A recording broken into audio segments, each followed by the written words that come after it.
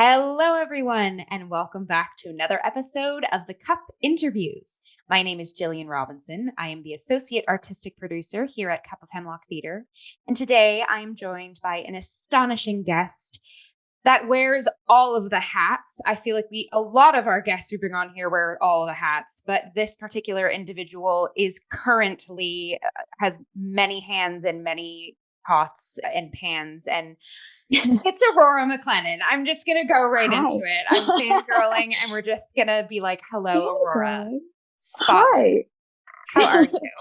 I'm good. How are you? I'm good. Aurora and I are in the thick of rehearsals for Yes. a show we're going to talk about today. So Yeah, the brain is all over the place, but presently it is a here. little bit. Yeah. Yay. Focusing.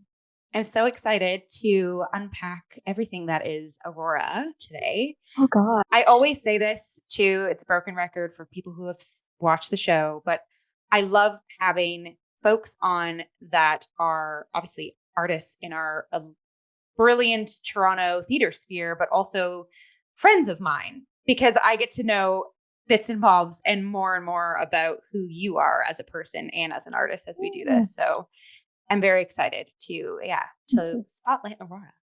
Amazing. So before we dive in, let's draw attention to our cups. So what is in your cup today, Aurora? Thematically correct. I'm drinking a cup of Berries tea. Berries is an Irish brand of tea. So I went with a theme. Amazing. Love that. What about you? I'm also in Ireland with you because I am drinking a tea out of my Ireland mug. For those of you watching on YouTube. So my best friend did vet school in Dublin, and she brought home this mug, and also I have a Guinness mug for me. So yeah, I figured that was very on point. And I'm also drinking a tea because the character I play in Aurora's amazing show, A Ghost and a Guinness, which we're going to talk about, my character has many references to drinking tea. In fact, I have a line that says, "I'm happy with my tea." So I'm drinking Earl Grey, which is my favorite tea. Not very Irish, but yes. Yeah, Cool. it still works. And then I have some water because hydration station, and I have it in like a handled mug because I also felt like that was very like a little jug, Irish jiggish as well. So here we are. Yay. Yeah. Okay, so to kick us off, Aurora, bring us back to your roots. Like, tell us about yourself and how you got into the performing arts industry. As small or as large as you'd like to go, the floor is yours. Thanks. I have been in theater my whole life. Most of my family works in theater or has had some hand in the performing arts my whole life. I think I was 3 when I was on stage for the first time. And at 3 years old, I went, yeah, this is cool. But I'm just kind of been doing it ever since. Putting my hands into different pots and pans over the years. And now making it my whole life. Amazing. Yeah. Can I ask, what was the show you were in when you were 3? Oh my goodness. It was a Christmas concert. It wasn't like a full show. It was a Christmas concert. And my grandfather was playing Santa and got my brother and I up on stage with him. And we didn't recognize my grandfather, but it was my grandfather. We were like, who is this crazy old man dressed as Santa Claus? And I knew him very well. Amazing. You're like, wow, the magic of theater. Like, you can really totally just not be yourself. We love that. Yeah. Even being beside your grandfather. Yeah. Amazing. And then, so where did you, just for all of our listeners and viewers, where did you train in theater? And what's that trajectory? I have my advanced diploma in musical theater performance from St. Clair College in Windsor, which is a fun little program that I don't think enough people talk about. Yeah, it's a wonderful little place. Nice little community up there. And now you are situated in Toronto doing I sure all of the things. Yeah, all of the things, yeah. Nice. As many of them as I can. Yay. Okay, great. So let's talk about all of these many hats. So yeah, let us know, like, what are some things that you have worked on? What are some things that you are working on? Again, let's unpack there. God, I say, oh God, just because looking at everything that I've done and want to do is, what have I worked on? I mean, I have my production company, The Flair, and we've been operational since late 2020. So through that, I've gotten to produce my own musical, which is really sweet, called The Good Guys, which is about a female serial killer.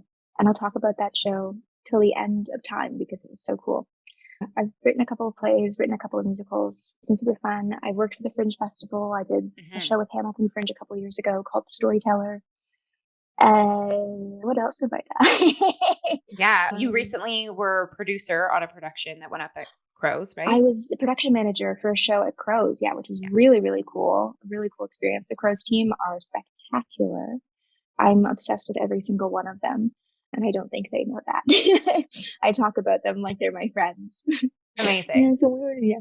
What am I working on? I mean, other than A Goat, a Ghost, and a Guinness, I think I have 4 or 5 plays I'm writing right now. Yeah, and I'm trying to get from the 2 musicals that I've written, we're trying to get some revamping done on those to hopefully get bigger productions in the near future. Amazing. Which is always intimidating. Yeah. And then just Flair stuff, all the Flair stuff, planning the next couple shows. Yeah.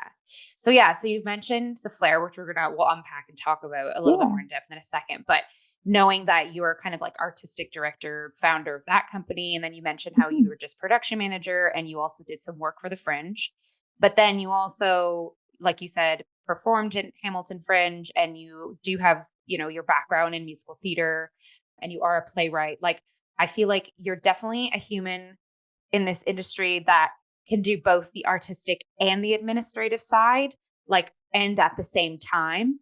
So can you talk a bit about that? Like, do you find, because I feel like I can relate as well. Do you find like when you do have an administrative role and an artistic role at the same time, things are easier? Do you find there's challenges? Oh, there's definitely challenges. I've always had a weird split brain in that sense. Yeah, I use my mom for an example here. My mom spent most of her life working as an administrator for the TDSB on the Toronto District School Board, but was also a director and a costume designer. So a lot of what I know as a theater maker is just from watching her as I was a kid. And she would produce the shows and she would production manage to the best of her abilities the shows at the same time as trying to manage a high school and trying to manage 2 children. So a lot of like how my brain works, I think, I'm going to assume I picked up from watching her. But yeah, I like to know what's going on. I like to, not to say I like to have control, which I think is the wrong way of putting it, but I like to sort of,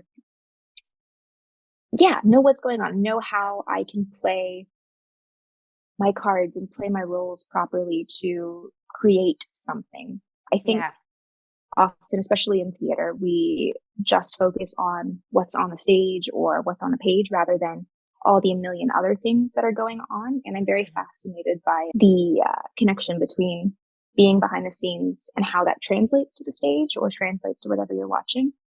When I was like, I think I was 17 or 18 when I production managed for the first time. And it was like, oh my God, whoa, there's so much that I didn't realize went into this.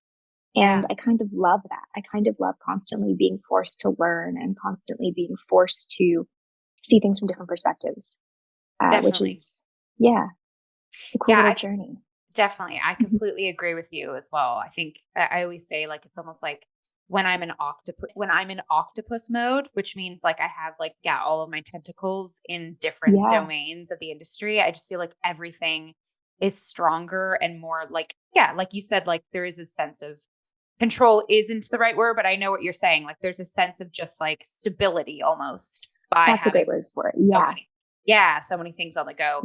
And also the fact that you're a playwright as well. I feel like that's that side or that stream of the industry I always find is kind of like a hybrid of both like administrator and artistic because obviously like it's artistic because it's creating from the ground up, but then also knowing that it will go from page to stage. So like, clicking into place of, who's going to direct this, who's going to put this on. And there's so much discipline as well, I find, in playwriting, because you have to respect the work whilst also respecting yourself, whilst also respecting the people who are going to then interpret the work. Which I also appreciate a lot. Yeah, definitely. Okay, great. So let's talk about, before we go into one of the plays that you just wrote and we are going to be putting up, A Goat, Ghost, and a Guinness. let's start back from the company. So the company, your company, the Flair Productions. So you're founder and artistic director. And you mentioned subtly, like the sort of birth of the company happened around like pandemic time. So what prompted you to start this company, and what's the company's mandate? Like, what is Flair? So I started it, I think I'd been out of college for a couple of months at that point. And pandemic world was so strange. I know everybody knows this, but like, especially coming straight out of college and then trying to make a career, but there was no real career for anybody. It was kind of scary. And I had a couple of chats with professors who were like, I don't know what to tell you. Like, we have no idea how to interpret this. Like, obviously no one had ever seen that before. And I wanted to find something to do. So with a couple of college pals, we started the Flair just as like a means to try out some things. And at the time, the whole like mandate and premise was, let's create a community of artists who want to do work by anybody other than a white straight man. And we started off by doing a reading of a TV series that I wrote that I'm still obsessed with, and I'll talk about it at length if anybody ever asks, which was such a great, cool place to be. We ended up hiring actors from all over the world. We had actors from the UK and from the US and Canada. It was very cool. And it sort of, after that project and the world started to open up again, I went, this is such a cool thing that we did. I want to keep doing this. And we sort of twisted the Flair a little bit from that initial premise into a full production company / artistic collective that focuses on amplifying female stories and female voices. The whole idea of building community is absolutely still there. That's incredibly important to me. Yeah, but the mandate and values of the company come down to respect and empathy and fearlessness in our artistic ventures to create a space where female stories can be on the same level as male stories. Like, Arthur Miller's great, but why aren't we talking about Wendy Wasserstein or people like that, or Paula or Sharon Pollock, Yeah. Facts. Yeah. Nice. I love that. Also, just touching on what you said about, how beautiful was it, a silver lining during the dark times of lockdown of having access to an international community. Because I can relate to that. I did like a digital restoration series, audio drama, sort of extensive throughout that time. And a lot of our actors were American, and some were even called in from the UK. And then also but I just it's so refreshing hearing like someone else had that journey as well of like, okay, we have these digitized boxes, that confine us to our space currently, but we, the internet network is even more wide than it would be in person, Yeah. And not only did it provide a really cool, like, artistic exploration with artists, it created a very unique sense of community, a very unique sense of friendship. Like, even after that project ended, the group of us, and there were like 25 people involved in that, we would meet up every once in a while on Zoom and just hang out. And it was so, like, I don't really talk to most of them anymore because we've all gone on to like have, proper in-person artistic careers. But like, during that period of time, it was so cool to have this group of artists who were just looking for something, just looking for some sort of artistic community. It's really cool. Yeah. It's so funny, just a little tangent, like the Claire F. Martin, who helmed the digital restoration series with me, actually took me under her wing to do that. I'm going to her wedding this fall, and it's the first time we're going to be meeting in person. Like, and isn't that just like, that's so magical. It's so magical. Yeah. That this community, when we do put it in a digitized form, it really can transcend borders. Like, it's amazing. Absolutely. Oh my God, I love this segue. Speaking of transcending borders, let's go to Ireland and talk about your show, A Goat, a Ghost, and a Guinness, which is going to be happening at the time of episode release this weekend, May 16th to the 19th at Al Green Theatre in Toronto, the intersection of Spadina and Bloor. We have evening performances. We have matinee performances. We will pop all of the links and info below this episode, but it's only happening this weekend. So come. Please. I'm in it alongside a beautiful family of a cast. I love this team so much. And you are our fearless leader at the top of it all. So I thank you. Fearful leader. Yeah. No. I thank you for bringing all of us together. So yeah, let's give our viewers, listeners, like a little tidbit of a Goat Ghost Guinness. GGG for sure. GGG, triple G. The play it's a one-act dark comedy about the O'Sullivan sisters who run their 100-year-old family pub in small village, County Kerry. And what happens over the course of one day as everything that they sort of know about their lives starts to crumble, and then randomly an American shows up searching for the answers to her own family mystery. There's my little elevator pitch for you. I love that. I've been working so hard on it. Yes, no, that's so good. Yeah. I play Nat Goulet, who is the Canadian fiance to one of the daughters. That's all I'll share on my end. Yeah, this has just it's been like so phenomenal being in the room working on this piece. Like, I feel like personally, I've been very fortunate to work on a lot of like original pieces in Toronto and in the province, in the country even as well. But this one is so special and so grounded. And like I said, the team is absolutely electric. Really great team. Yeah, it's been great to just collaborate. And as you kind of mentioned earlier when we were talking about you as the playwright, of like, you know, you thinking and knowing like these are the words I wrote, but being in mind, like having in mind when we get it up on its feet, like there's also other bodies and other voices speaking the text. And it's just like, it's been so lovely being in such a collaborative space where as the actor, like you're very open to us being like, is it okay if we say this? Or like, you know, is this where it's just been a really lovely like give and take, and us wanting to honor what you wrote. And then you also open to receiving how we feel. And then the whole team sort of moving together. And again, at time of recording, everything's blocked and we have a rehearsal tonight and we're off book. So it's like, yeah. And at time of episode release, we better have all of that done because the show is happening in 5 days. I would really like that. It's a really special experience. I haven't had a theatrical experience like this ever, I don't think, that I can remember at least. It's a really special group of artists, and I'm really proud of this script. And I'm grateful to have artists who care so much about the script and the story and the characters. It's always so weird hearing people talk about characters that have been in my head. And then it's like, oh, this person. And I go, person? They're a figment of my imagination. What do you mean? So that's always kind of funny. But they truly, like, everybody in the room is really making this feel like a real family experience, in like not like the toxic company way. I mean it in so much as like the family of the piece feel like a family. Like everybody is so connected. Really from the get-go, even like at the first read through, I went, cow, what have we done? Yeah. Look at this chemistry just bopping around the room. You and I were saying this the other day. It's like the level of bouncing this cast, this group, this collective is able to do between jovialness and professionalism is marvelous and fascinating.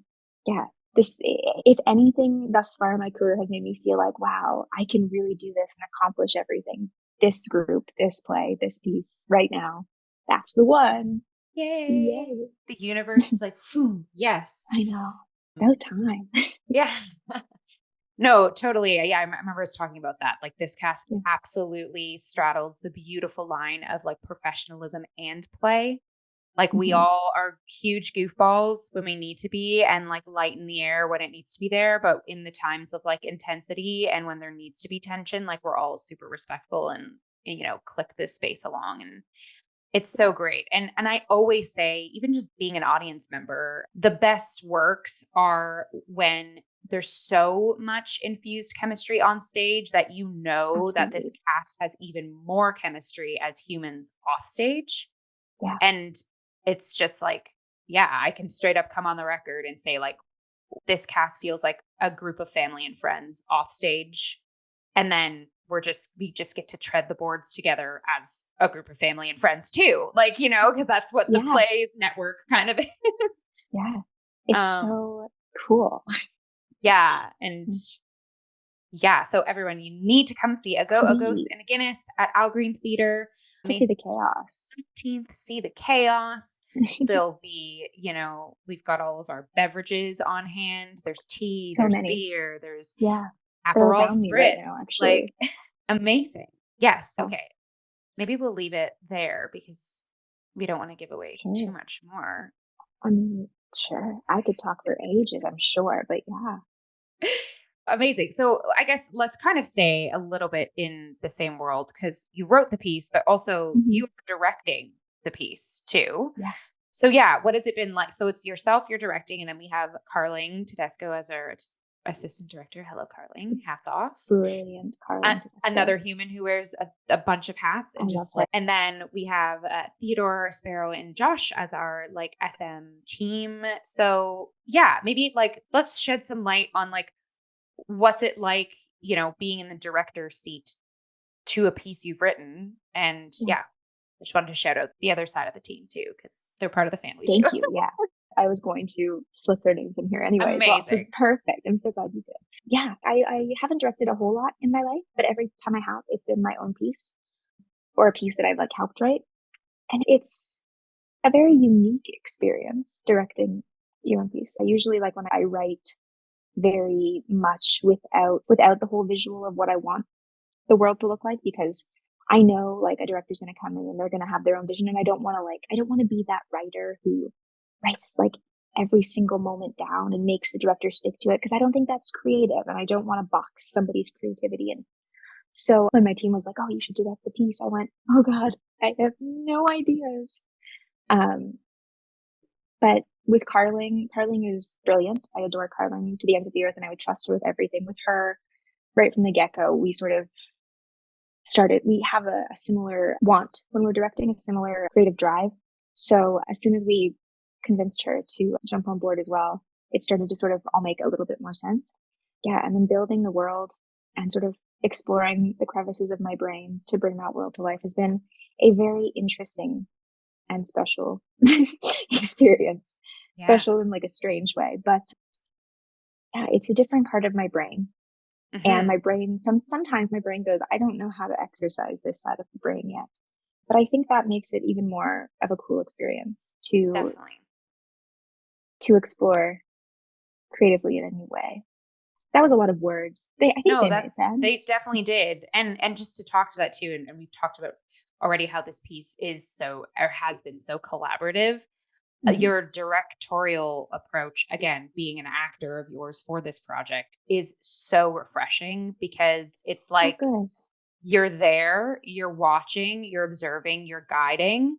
But in the moments where, yeah, if you're like, okay, I don't necessarily know what I want for this, like you're so open to just letting us on stage try something or go balls to the wall or like, just Totally. and as an actor, like I so appreciate that because there's that give and take. There's that just level of trust, you know what I mean, on both sides. Oh, yeah. And like there's no hierarchy, there's no like this is how it has to be, there's no rigidity. It's just kind of Mm-hmm. everything is blossoming. And if we take a second to have a quick little table work moment on our feet as to why we're doing this or how we're doing this, and then we jump right back into it and execute. Like it's been such a refreshing experience being an actor under your direction. So even though you're like, oh, I Yeah. feel like I'm floating or like don't really know, like it's lovely to bear witness to that journey of yours as well, because I think like that to me is just how there's like a new wave of direction. I feel that's kind of Mm-hmm. like trying to happen in Toronto and also Canada and possibly the world at large, but I hope so. where it is this more like collaborative approach. It is this more like team, let's drive it. And so, yeah, I very appreciate Good. being under your direction because I feel like I you appreciate hearing that. you are like embody what I just said. Yeah, Thanks. No, of course. I've been doing like acting under directors for how old am I? For 15 years now, I think. And I feel like I've seen every style of directing there is. And I know at this point what type of style I don't click with. Hmm. And I've been trying for a while to figure out like what style of directing I as an actor really click with. And I think it's a lot of like freedom and exploration within the work. And I know when I started this with Carling, I had said like I just kind of want to let people be themselves for a little bit and see where that leads us. And I guess that served us very well. And I think it's also taught me a lot about what I like as an actor too. Definitely. Well, and even like to speak to that, like that to me is huge. What you just said of like, I just want to let people be themselves and then kind of go from there. Because to me, that screams, this is a director who is aware of who they cast and also is constantly wanting to get to know each individual and what they need and what they need to make the character come alive. And I've, again, seen that in, you know, ragtag team that we are, all of us have different styles of, and I won't like get into specific of who is who, but there are some actors who need a little bit more like, okay, orient me via blocking. And there's actors that are like, okay, orient me via intention. And then there's ones of like, okay, I need to take a second and talk through, this is what I think. What are you thinking? And those are like all valid approaches as the actor, but it can boggle a director's brain who is very like directors who are steadfast in what they want. I find in the same experience of like kind of being actor or other directors of like, if they're constantly, what do they want? They're not really focusing on, they're sort of asking the actors to like assimilate to what they want. Whereas what I find you do is you're so aware of what each individual actor needs that we know that you are there for us for whatever or however we need, which I've seen in practice in rehearsal, especially because like there's a chunk of this piece where I'm off stage and I've just kind of observed and watched the world of the play, but also the world that is rehearsals for GGG. And yeah, there was one evening where I was like, oh my gosh, yeah, like there's every actor that's on stage right now likes to be directed a certain way, or like, is this, they're stronger when they're directed a certain way, and just bearing witness to you on the fly, pivoting and giving your like exact presence to each individual and making sure that each individual is understanding and is on track so that the whole scene can go forward. Like that's astonishing. That to me is like expertise in empathy. Like that's what that is. Yeah, because empathy is one of I'm constantly talking about my values, but I think it's an important thing, especially artistically. Empathy is like number one for me, always, always, always. I mean, theater innately can be a very distrustful and overwhelming and dark place. And again, from years and years and years of working with people who are very like old fashioned and strict, it's not beneficial. It's not safe. It's not kind to like I always think about the method. Like I love Stanislavski, but the method is terrifying. And the whole premise of it is kind of built on falsities. And to me sort of encapsulates this fear that sometimes we get artistically of like, what if I can't do it? What if I can't reach that limit? What if I can't meet the expectations? So we push ourselves and push ourselves and push ourselves to be something that we're not. And I don't like that. I don't want artists, no matter how I'm working with them, even if I am just an actor alongside them, I don't want artists to feel like they have to be something they're not or explore something they're not comfortable exploring. I think empathy should be the leading like value in everything that we do artistically, more so than winning the award or being the best or whatever, Yeah. It just also allows, like authenticity and kindness to breathe. And like that to me is just like a life pillar for me of like, if we could be authentic and kind at the same time, like that's a lovely life to lead and aspire to. Absolutely. Absolutely. Yeah. My very favorite probably teacher I ever had was my writing teacher when I was in 11th grade. And a quote that she gave me that I don't think she really thought too much about when she said it, but has stuck with me so profoundly since, is when you're being creative to always be fearless and never apologize for the work that you put out, because whatever you put out is going to be authentic to you. So why would you want to apologize for showing yourself? You're showing your truest self, Wow. Yeah. That hits. I know. It's such a subtle, like almost like simple phrase of saying that, but wow, that really hits. Yeah. Yeah. I find myself like, even when I'm having like a bad foggy brain day, I'm going outside. I'm like, just be fearless and don't apologize. You'll be fine. Yes. Just be fearless. Yeah. That's going to be one of our captions of the episode. Just be fearless. Don't apologize. Yes. That'll make me so happy. Okay. 16-year-old me. Yes. Sorry, what were you saying? It's okay. No, I was going to say, I do kind of want to cycle back. Actually, again, wonderful segue. You just said little 16-year-old me. I do want to cycle back to a goat, a ghost, and a Guinness. GGG.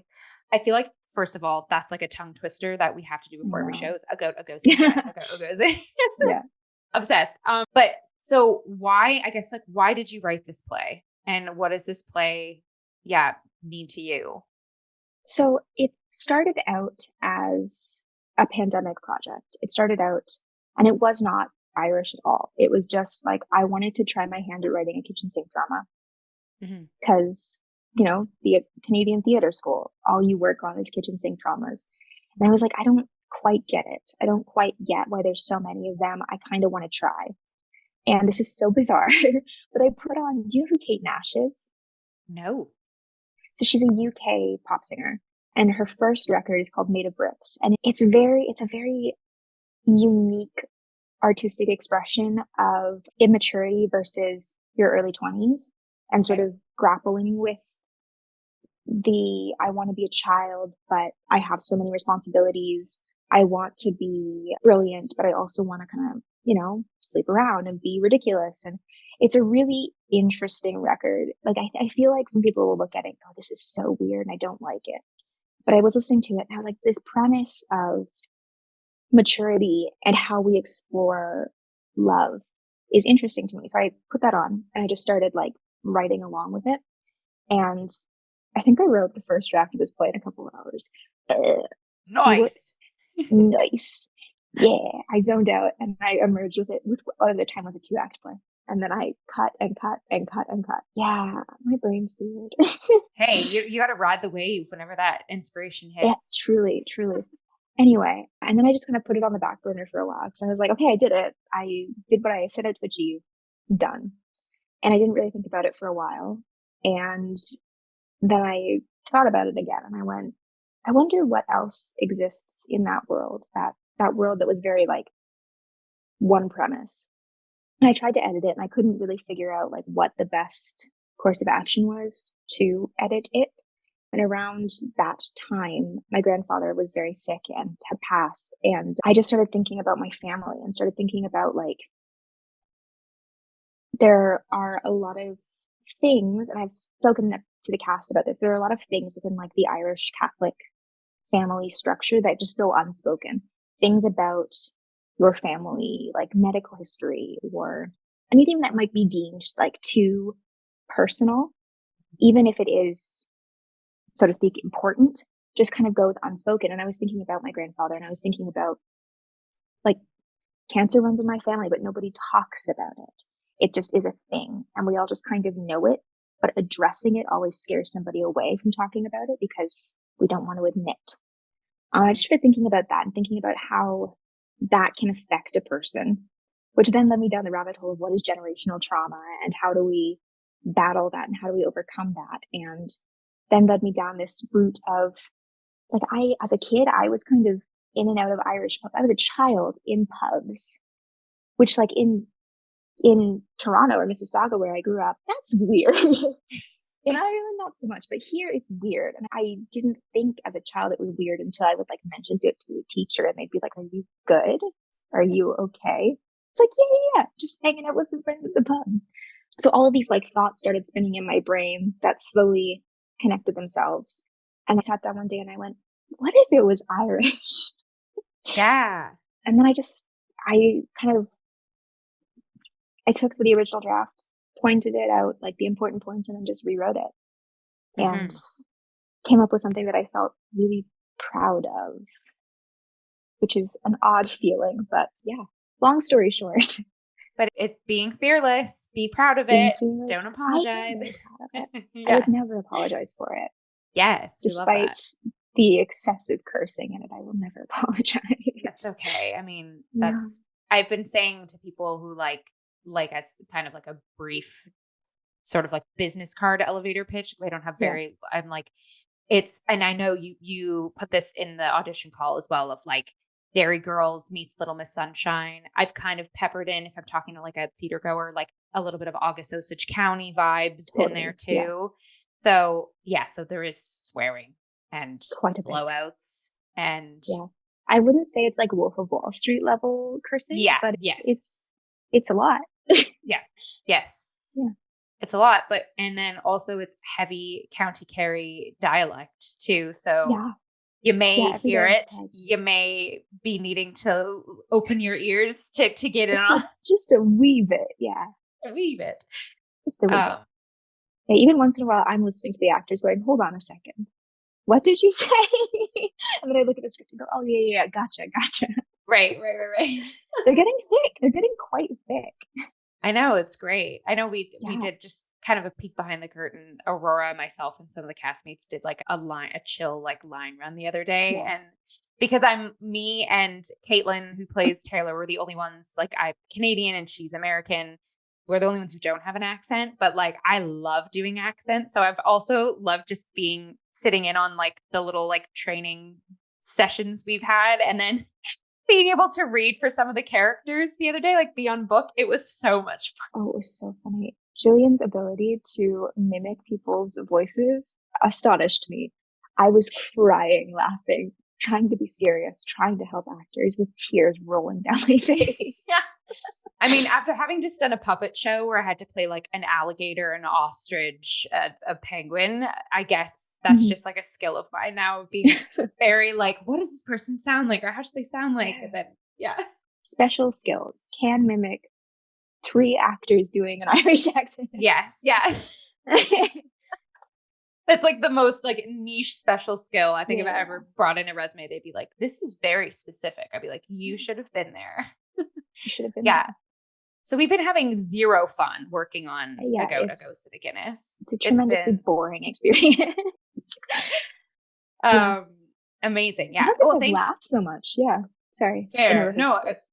That's fair. Thank you for like deep diving a little bit on the origin. Because also, like I said at the top of this episode, like I know you've shared most of this with us, like in the room, but even like the nooks and crannies of like, wow, you popped out the first draft of this in an hour. And like the true origin being like, let's just see if I can write a kitchen think drama. And like, that's usually how most of my projects start, is me just thinking, I wonder if I can do it.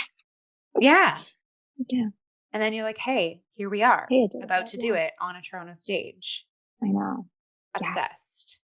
See, when we walk around and we're just fearlessly us and doing the dang thing, look what can happen.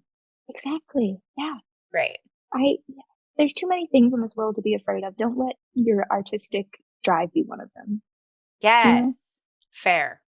I'm scared of water. I don't be scared of a piece of paper. It's fine. I love that. I love how my response to that was like fair. And I also, in the back of my mind, I was like, flare, the flare production. Hey. And nice flare of a flame, the opposite of water. Hey. These are the 4 elements. Great. Yeah, we love that. Okay. So let's, again, this A Goat, a Ghost, and a Guinness is on the docket. It is on the front of the stove right now. Sure again, is. Happening at Al Green Theatre this weekend. If you are listening and watching, May 16th to the 19th, we've got, I said to the 19th, that's an Irish thing. It's happening. We have matinee and evening performances, and we will pop the ticket link in all the info below. And there's a pay what you can performance on the final day. So you've got no excuse. The final Sunday evening performance is pay what you can. Yes. This is yes. Great. Are there any other handles, socials? Like, where can we keep up with you, Aurora, with Flair? Let us know. I am on Instagram as Miss Aurora Rose. I also have a TikTok, but I don't really use too much anymore. But if you want to see some of the chaos I get up to, I think it's the same username. I don't check. But the Flair you can find on Instagram and Facebook at the Flair Productions. Nice. Yeah. Making stuff there, making stuff everywhere. Making stuff there, making stuff everywhere, making stuff Flair. Haha. We love that. So before my dad jokes run too far off the cliffs of Moher, oh my gosh, I'm going to lift my Irish mug and say thank you so much, Aurora, for being on the Cup with us Ooh, and unpacking and sharing everything about everything that you have beautifully going on. And I've heard a little birdie tell me that you're writing even maybe more about the characters that we meet in A Goat Ghost and is Guinness. that birdie called Aurora McClennan who told you directly to your face? That's the birdie I'm thinking That's the of. birdie. Yes, yeah, there might be more. There might be Yeah. more to the story. So we look forward to future chats, unpacking more beautiful projects you have on the horizon. Well, thank you. Great. So on that note, I'll give you a jolly cheers. And everyone, stay well, stay healthy. Come see us at Al Green Theater this weekend. And yeah, theater is illuminating our stages all spring. So keep going out and being in the liveness and supporting new works by Canadian female playwrights. Yeah. So we'll catch everyone on the next episode.